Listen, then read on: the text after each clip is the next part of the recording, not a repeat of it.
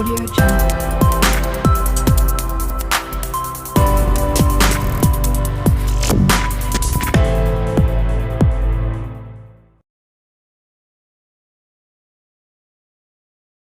Now, for those people who are doubting to get a booster shot, a booster jab, what could any possible positive reason be to take one? There is no benefit of boosters. There is even no benefit of the mass vaccination at all, and people now getting boosted. The problem is, again, when you get boosted, you recall immediately the antibodies because there is memory. Mm-hmm.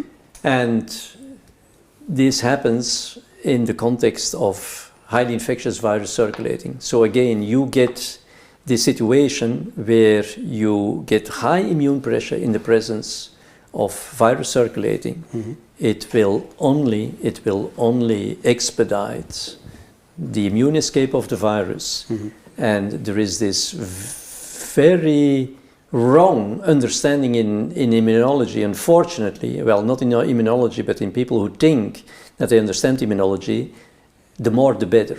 Mm-hmm. Vaccination, immunization is a message to the immune system. Mm-hmm. It's like the traffic light turns green. You have seen the message, you go. Mm-hmm. You don't wait like a minute for the traffic light. So it is just a message. When you got that message, you mm-hmm. go. Right? So here people think that the more antibodies, the better it will be. The problem is the quality of the antibodies that do no longer match the spike protein of the circulating virus. Even if this would help to boost the antibodies, we know that the decay of the antibodies is very fast. So anyway, after 1 or 2 weeks, you would again end up in a situation where you have low antibody titers. So it is not going to have any benefit. On the contrary, you are again at risk of developing side effects as, every vaccine injection, and that is certainly not different for this type of vaccines, can cause side effects. The immunological benefit is nil. On the contrary, it's going to expedite immune escape. I was about to ask a question more like a selfish question. Like, okay, I understand now, thanks to your answer, that this is the case for public health, but what about me personally? Won't I lose my protection? But what I understand from you is that I might lose these antibodies, and I might, as an individual, not be protected either against the virus, correct?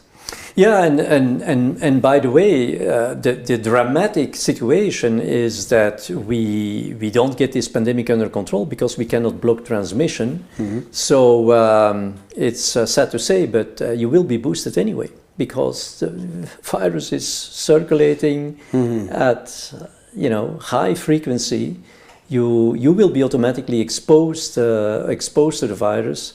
So I don't see any benefit, also from an individual viewpoint, to get boosted. So what it can do is that for a short period of time, maybe a couple of weeks, you can induce a non-specific effect of the vaccine that can, to some extent, help your protection against the disease, against severe disease. Mm-hmm. But that will wane very, very soon. And what do you call soon? Pardon? Like 2 weeks, 3 weeks, 2 months, 6 months? I think it could easily take maybe 2 weeks, or that the beneficial effect would hold for example, 2-3 weeks. But it's non-specific and it's transient. So that is not going to help. I mean, vaccination, the purpose is to induce a memory, to induce a protection that is long-lived, that is lasting. Otherwise, you could as well take just some adjuvants or some immune stimulators. That would be probably better and have less risk than taking the full vaccine. Okay. Even on an individual basis, there's no advantage. And whether I boost myself with an extra jab, yes or no, that will not have an impact on me contributing to the next wave and the next wave and the next wave. There's no relationship. If we are going to massively, and that is the plan, to massively boost people, as I was saying, if it is not already happening, it's just going to expedite immune escape. So it will promote even the propagation of more infections. And so in that sense, yes, I mean, it will expedite the surgence of the next wave.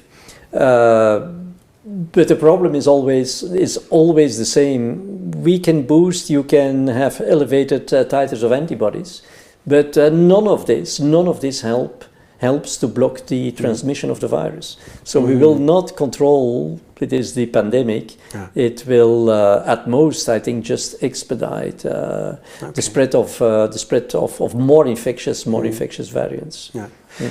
Now, I've taken my first 2 jabs, for instance, and I'm doubting about the booster jab now. Is it like being on a train? Can I still get off? If I took the first ones, can I, at this train station, get off and not take a booster without suffering, I don't know what kind of consequences? Or is it once I've been on this train, I can never ever get off of it? Well, and so it might be worthwhile to get the jab anyway. That is where the interesting situation that is currently happening comes in, namely the Omicron, where we see substantial resistance to the neutralizing antibodies, to your vaccinal antibodies. So this is a quite unique situation where all of a sudden the vaccinal antibodies don't do their job anymore. They don't recognize anymore the parts of the virus that are responsible, in fact, for the viral infectiousness. And so because they don't bind anymore or only very weakly, again, the innate antibodies have a chance to come back and to do the job, to do a perfect job. So this is now a unique situation where, thanks to the resistance of Omicron, we are freeing up again the innate antibodies, even in the vaccinees, which is unusual because you heard me saying all the time that they are outcompeted, but if they can't bind, they can't outcompete. So this is a unique opportunity where the innate immune defense of the vaccinees could be restored and could be recovered. So we can only if we vaccinate, if we continue the vaccination against Omicron, will we completely destroy this opportunity. So yes, this is a unique chance right now. Okay, so the opportunity of Omicron should invite us rather to absolutely not get a booster jab rather than get a booster jab. Well, I don't think if it is this exactly the same vaccine, it will not make a big difference because Omicron is resistant anyway. But why would you do this? There is absolutely no benefit, maybe a transient benefit for 2 or 3 weeks, but at the same time you're still incurring the risk of having side effects. It's always possible and it's not negligible with these vaccines. So the message is really leave the people alone and let this virus spread. So that we can acquire herd immunity as soon as possible. Because remember, now the vaccines can contribute as well to herd immunity because their innate immunity is restored, and innate immunity can induce is a sterilizing immunity. Okay. So that's a unique opportunity. We cannot mess it up.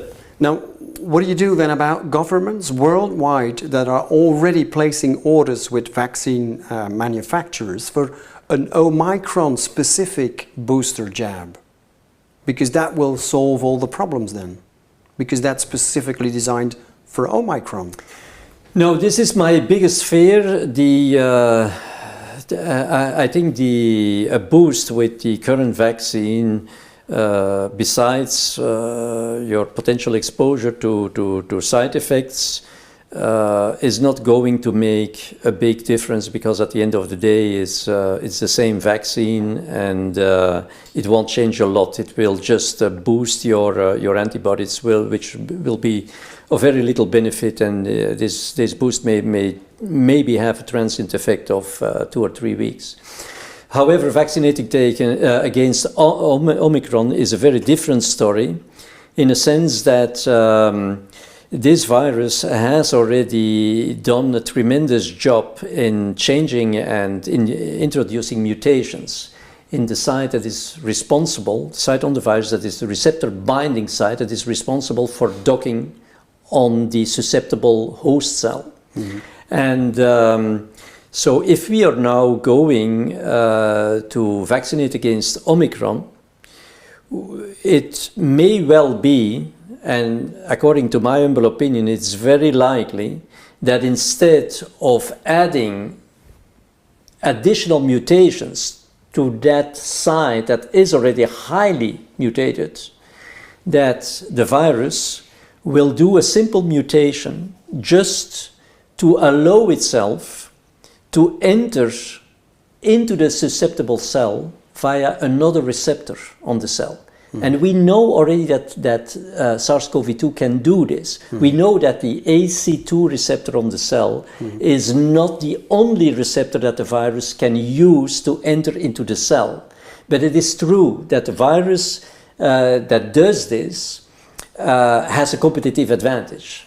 So it won't take the virus, a lot of time or energy to introduce a mutation that is now able to use another receptor on the cell. One that was already used before, but that was not privileged, if you like. If that happens, we end up with a situation where the antibodies can still strongly bind to that receptor binding site, but it has no effect because the virus will no longer use that previous receptor binding site to enter into the cell. It will use another domain on its surface to enter into the cell. So we end up with a virus that strongly binds antibodies, but these antibodies cannot neutralize the virus. And that is really almost like a school example, a recipe for antibody-dependent enhancement, a phenomenon that is very well known by as antibodies that bind to the virus cannot neutralize it, but that enhance the pathogenicity and the virulence of the virus. So it has the effect of a more virulent virus because it expedites the course of the disease. And so if we are going to allow this, it is in fact very clear that this will of course occur in people who get vaccinated, that we will end up with a situation where not the human immune system, but where the virus will now do a selection of the human population in favor, at the advantage of those who have still preserved their innate immunity.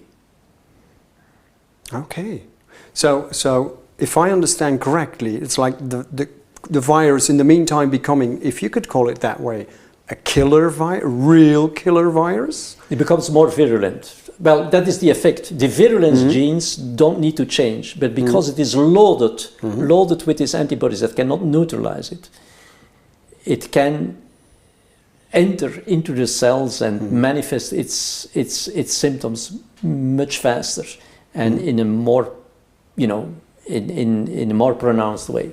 So the symptoms will be coming faster, the symptoms will be more severe, and I hear you say that will be specifically more the case for people that already have been vaccinated. Is that correct? Well, I'm saying for those people who now would get vaccinated with the Omicron vaccine. Okay. Whether you have been previously vaccinated or not, it doesn't change. I mean, all these operations didn't have any added value. Yeah. All the effect that we have gotten from the mass vaccination is that we have been breeding more infectious variants. The latest example of which is the Omicron. What is your last piece of advice to people now wondering, shall I get a booster jab, yes or no, based on your scientific insights? Yeah. Under no condition, but as I was saying, getting a booster jab right now with the Wuhan vaccine is probably not going to change a lot. Just that it is completely useless, and just that you may still be at risk of side effects. My biggest problem, the biggest catastrophe that could happen, is when we now start vaccination against Omicron.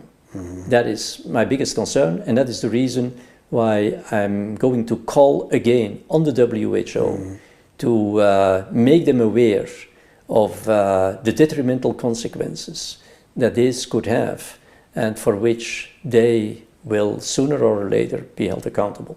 Okay, so never ever get vaccinated against Omicron. Yeah, and never ever vaccinate, large chunks of the population.